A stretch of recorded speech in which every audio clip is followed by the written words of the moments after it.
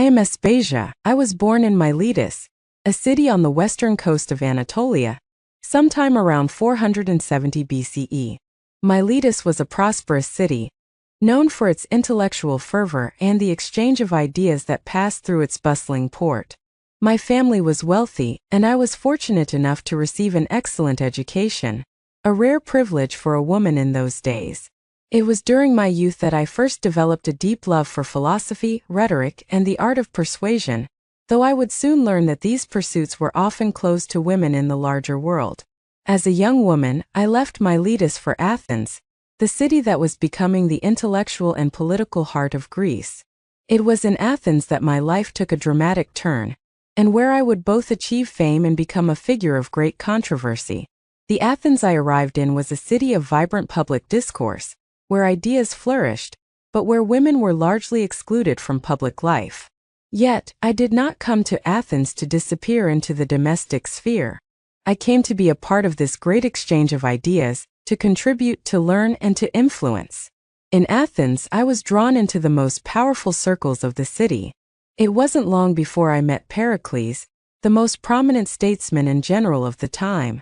Pericles was at the height of his influence, guiding Athens through a golden age of democracy, culture, and military power. We formed a close bond, one that would become a romantic partnership as well as an intellectual collaboration. Though I was never formally married to Pericles, such unions between citizens and foreigners like myself were not legally recognized. I was his companion in every sense of the word. As I entered into Pericles' world, I became known for my intelligence and rhetorical skill.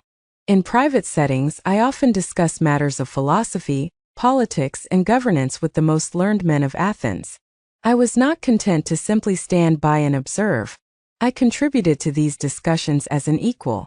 It is said that even Socrates, the greatest philosopher of Athens, sought out my opinions and admired my insight. Indeed, there are rumors that I was one of the figures who taught Socrates the art of rhetoric. I find that a flattering notion, though in truth, I learned as much from him as he might have from me. Despite my influence in these circles, life in Athens was not without its challenges.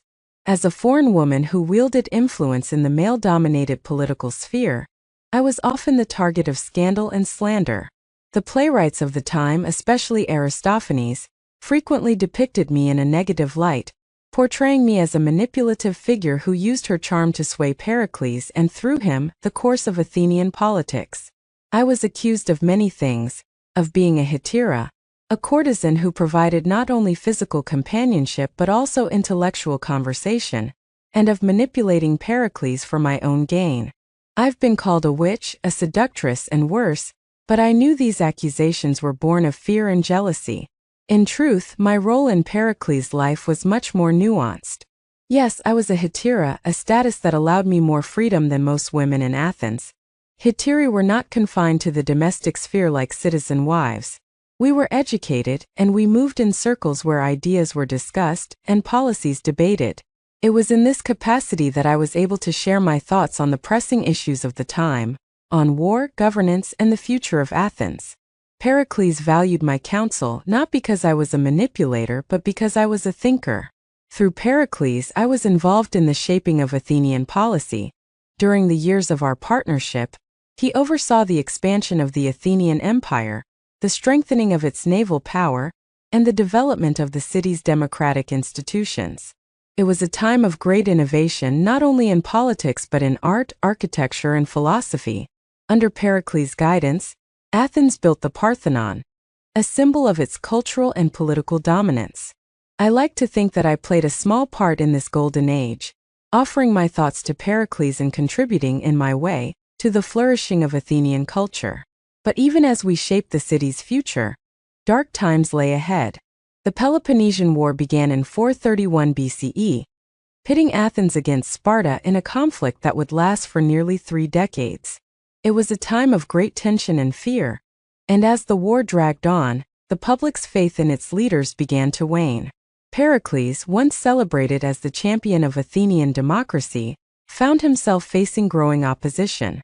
And because I was so closely associated with him, I too became a target of public ire. In the early years of the war, Pericles faced a scandal that deeply affected us both. I was accused of impiety, specifically of corrupting the morals of Athenian women and mocking the gods. These charges were, of course, baseless, but they were part of a larger effort to undermine Pericles' authority. Although I was eventually acquitted, the experience was a bitter reminder of how precarious my position in Athenian society truly was. Even as a woman of influence, I was vulnerable to the whims of public opinion and the jealousy of those who resented my place at Pericles' side. In 429 BCE, tragedy struck. A plague swept through Athens, claiming thousands of lives, including that of my beloved Pericles. His death left a void in my life, both personally and intellectually. The city, too, was left reeling from his loss. Without Pericles' leadership, Athens faltered, and the war with Sparta would drag on for years, ultimately leading to the city's defeat and the end of its golden age. After Pericles' death, I continued to live in Athens, though my public life grew quieter. Some say I married another prominent Athenian, Lycicles, though little is known about this period of my life. What is certain is that I remained committed to the pursuit of knowledge, to the exchange of ideas, and to the belief that women, too, could contribute to the intellectual and political life of the city. Reflecting on my life, I am proud of the role I played in the Athenian Golden Age. Though I was a foreigner and a woman, I refused to be confined by the limitations imposed on me by society. I was a thinker, a teacher, and a participant in the most important conversations of my time. My influence on Pericles and others may have been informal, but it was nonetheless real. I contributed to the intellectual fabric of Athens, a city that, despite its flaws, was a beacon of learning and democracy. I know that history has remembered me in many ways. Some see me as a seductress who wielded power behind the scenes, others as a victim of misogyny and xenophobia. But I see myself as a woman who lived according to her principles, who sought out knowledge and shared it with those around her. I was not content to sit in silence, to let the men of Athens decide the future without my voice. I was and remain Aspasia of Miletus, a woman who dared to think, to speak, and to act. Aspasia's life was one of remarkable resilience and intellectual courage. I lived at a time when women were rarely afforded the opportunity to participate in public discourse, but I found a way to make my voice heard.